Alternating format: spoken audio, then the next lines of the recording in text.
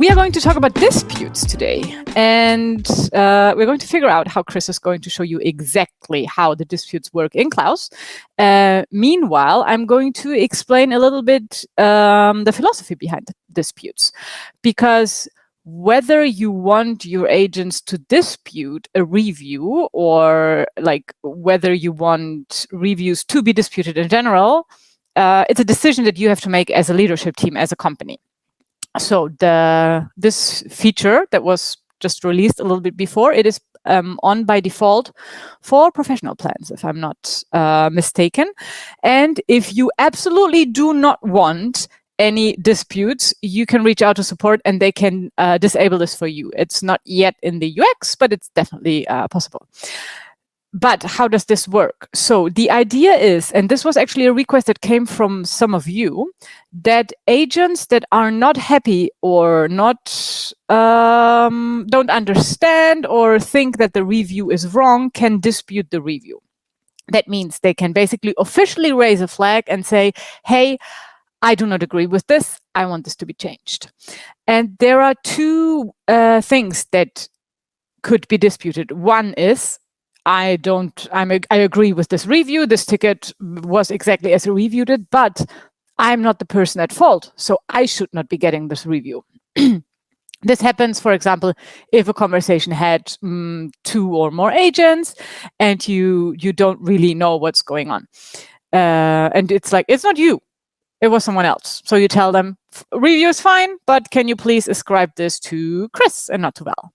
The other thing is that maybe, there, Chris is there. Welcome. Hello, can you hear me now? Yes. I don't know what you did. You did magic.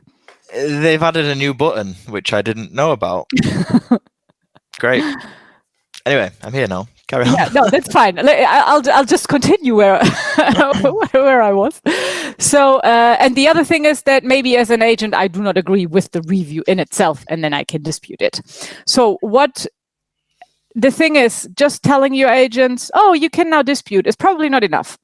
But you should probably give your agents a little bit more backstory about why you think this is a good idea. So far, there was the workaround, like an agent could leave a comment on a review and say, I don't agree, #dispute, or add the boss or whoever they wanted to, whose eyes they wanted to have on the review. So my recommendation, if you decide to actively use disputes, is get together with your team and talk about what would be typical reasons why you would dispute something. Because usually you don't dispute because you don't like the reviewer, or I'd hope you wouldn't. But there should be a comment, there should be a logic to it. And just like the agent is learning from the reviews, hopefully, a reviewer should always learn from the dispute. So if I as an agent dispute something, it would be nice if I then also explain why I'm disputing it so that the same doesn't happen again in the future. And then either the dispute is accepted and you change the comment or you change the rating, or it is rejected, in which case technically the agent could dispute again, but this is bad form. So here you should probably take it into the next coaching session and talk to your agent about why you did not accept the dispute and why you still maintain that this is the correct review. So disputes are a way to enhance the conversation between reviewers and reviewees and help reviewers in a very, very succinct way to get feedback about their reviews. Because as you'll soon see when Chris shows you how this looks in the interface, you will have a dedicated space where you can look only at the disputes. So that way, as a reviewer, you can get really good information about what kind of reviews that I'm giving get misunderstood and get disputed in general. And of course, as a team lead, as a customer support team lead for the entire organization, you can also check who's disputing the most, who's getting most dispute. Are there disputes all across the board? So we may have to do another calibration session. Like all of this information then hopefully helps you to better align your reviewer team. And now over to Chris with how this looks like in the product. All right. Well, I'm happy to be here. I was having a minor heart attack trying to get this to work because something changed and I wasn't able to actually join. But now I'm here and I'm going to just show you the disputes feature inside of Klaus, which is basically replacing the hashtag system. Some of you are using like hashtag dispute. Now we have something a lot nicer, a lot more with much more layers. So I'm just going to share my screen and then we can have a look at that.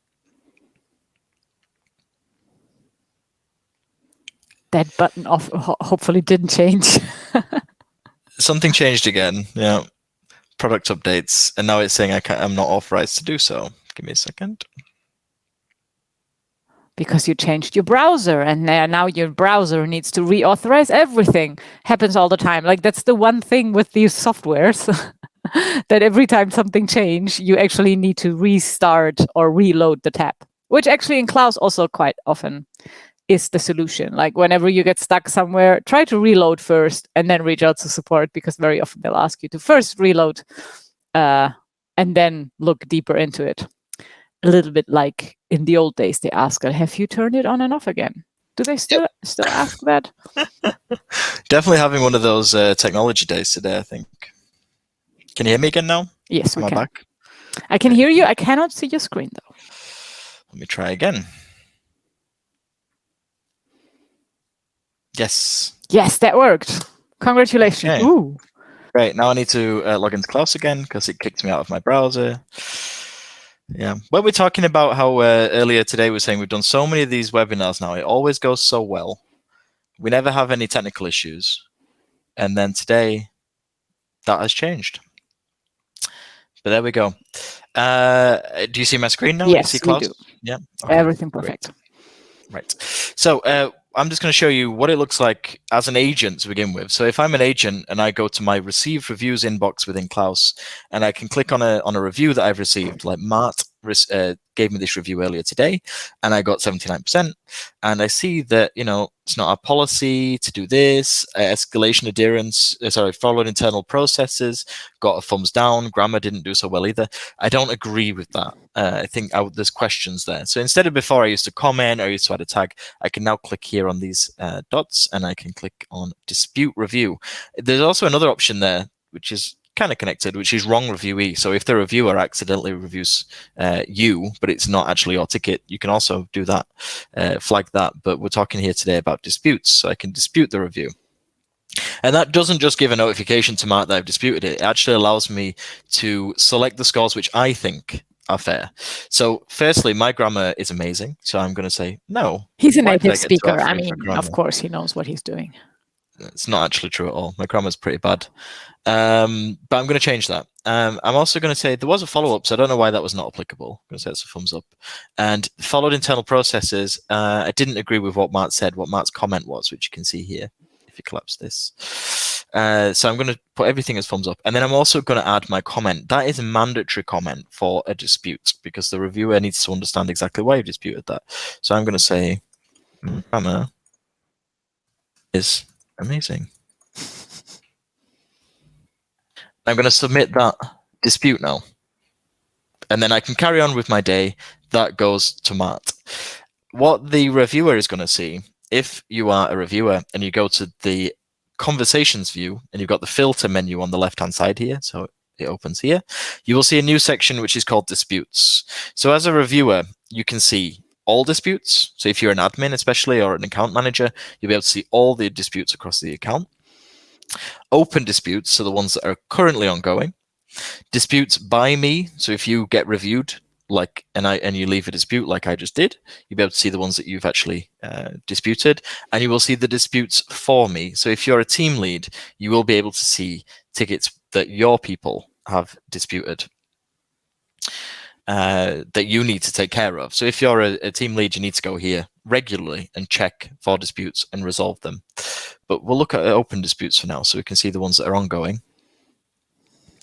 And you can see open disputes here, and it looks like this. So you see here that I gave Diana this review, and there's a dispute open. So if I click on that, we can see what has happened. So you see the review, and then you see what Diana changed. So Diana disputed my review, and she basically changed demo offered from a thumbs down to thumbs up, and she left a comment, customer is a cat, I don't understand American dialect. And I can, as a reviewer, decide, is this correct? Does she have a point? And I think that yes, the customer is a cat. I agree. So I'm going to accept this. And that will change the score then. So I've accepted the dispute. Diana will get a notification and the score will be changed to the score that she expected it to be.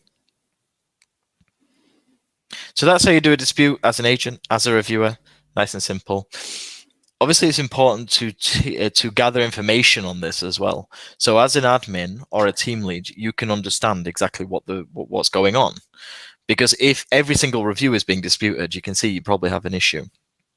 So if you go to the dashboard here, we used to just have one dashboard. Now we have 5 different dashboards. And one of those is disputes. So here you can see how many disputes there have been in this period for this workspace or for a specific agent. You can see how many disputes there have been, how many open ones there are. You can see also over time how that's going on. Are you getting more disputes as time goes on? Disputes by category as well. So you can see if there's a specific area like grammar that keeps getting disputes, you're going to have to revisit that and see why that's happening.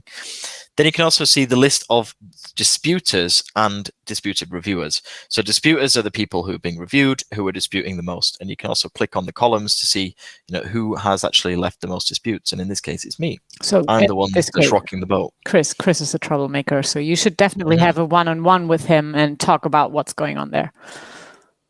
Exactly. Yeah. Because if I'm disputing everything, then I'm not very happy with the reviews I'm getting. It's not accurate. Or maybe I'm being I'm not really good at taking feedback very well. So there you can see dispute reviewers, and you can see how many disputes were rejected, how many were accepted, and you can see how many open disputes they currently have.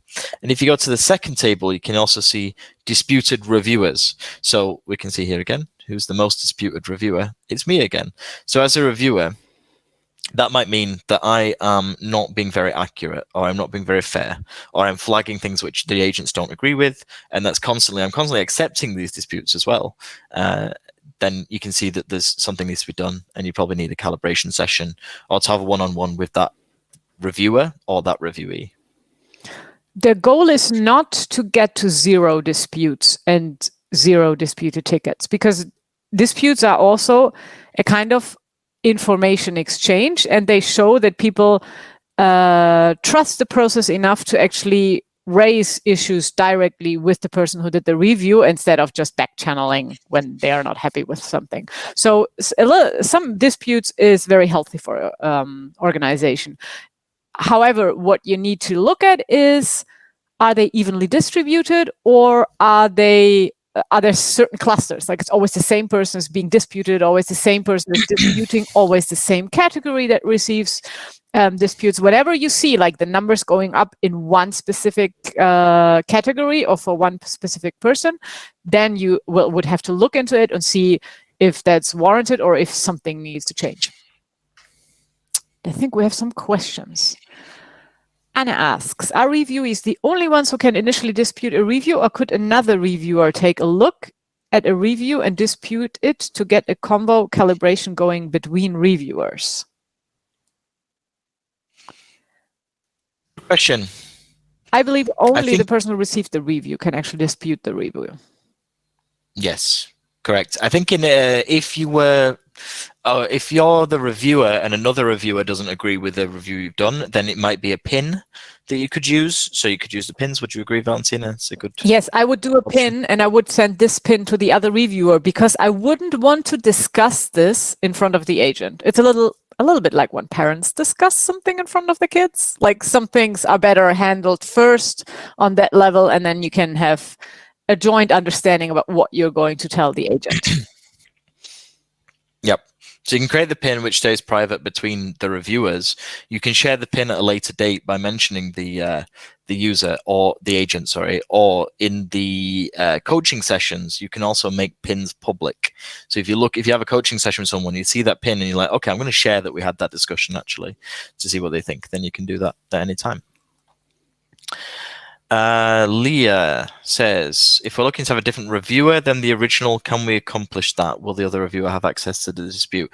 So I'm guessing you mean if the agent wants somebody else to review the ticket rather than the original reviewer? No, I think it's Let's like get a second I get opinion. disputed, but I'm not there anymore. I'm on vacation or whatever. Can somebody else handle the dispute, or does it have to be me? Which one is it, Leah? She's answering. She said yes to one of us. Write down Vala's right. Yeah. It's typing.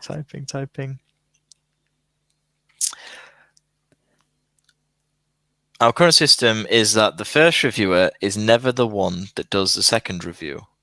Okay, that's interesting. So basically, if the agent flags this as a dispute, they dispute this review, somebody else reviews that ticket the second time. Right.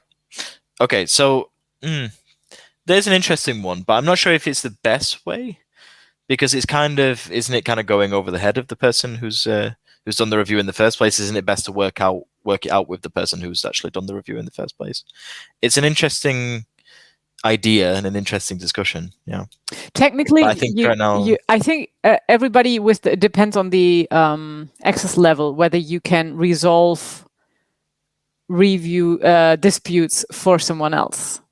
So account manager definitely can resolve disputes for that were left for reviewers. The question is this something that you want to do consistently? Like, my recommendation would be that the conversation then really happens between the agent and the reviewer, because it's the reviewer who's being given the feedback that their review isn't considered accurate. So they should also be the one who make the decision to change it or not. Maybe they make this decision with someone else, but it should not happen over their head, because then the learning for the reviewer completely disappears, because they won't really register that they were being disputed. That's true. Yeah. And also, it could be some issues arise if you've not calibrated recently, or if there's a difference in way that they review, then you're going to have different standards of reviewing as well, which could change things. But it's an interesting idea, Leah. If you want to talk about that in future, in a future success call or by email, we're in touch, so we can discuss that as well. But I think right now, yeah, it would be like a manual process, wouldn't it? You'd have to like mention another reviewer, ask your boss to go in and get somebody else to review it. Shantae says, is this feature available for all channels, email and voice? Yes. Yes, it is available for every review that's given. If you have given a review for a voice, then somebody can dispute that as well.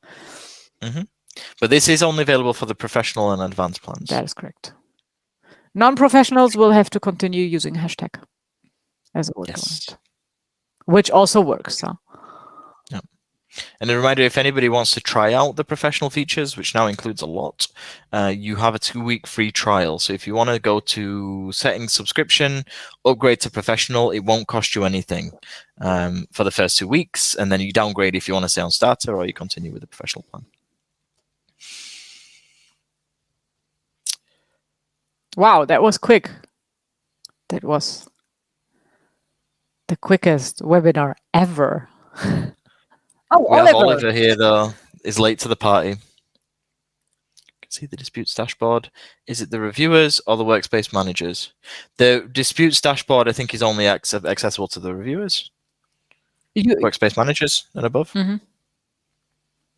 As a reviewer, you see how many you see your data about your reviews. I don't think you see from the others, but let's check that and send that information with the email that goes out, just in case. Oliver, I'll tell you. I'll follow up. But I think it works on the same way that the other dashboard does. All the dashboards are accessible to everybody, but if you're an agent, you only see your own data. So it'll say, I've submitted 5 disputes and 4 of them were accepted or rejected. But we'll confirm that.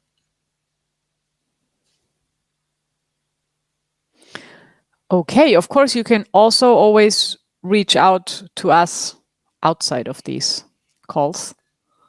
Yes. We have my email, which is chris@klausapp.com, if you don't know. If you have quick questions, technical issues, we have a live support team as well. So you can go to the chat that's within the app, the little question mark on the toolbar on the left. There's a live chat there. We also have knowledge base. There is an article called How to Dispute a Review, which is already live as well. Yes. Not many questions this time.